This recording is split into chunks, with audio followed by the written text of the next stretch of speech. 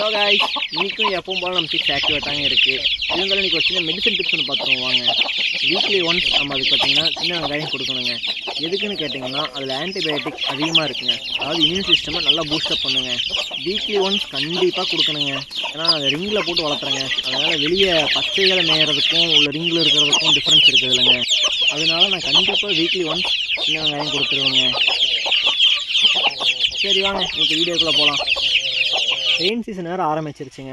So கோழிங்களுக்கு அடை வைக்கிறதுக்கு பார்த்தீங்கன்னா இது ஒரு நல்ல கிளைமேட்டுங்க. பிகாஸ் ஹேச்சிங் பர்சன்டேஜ் பார்த்தீங்கன்னா இதில் அதிகமாக இருக்குங்க இந்த கிளைமேட்டில்.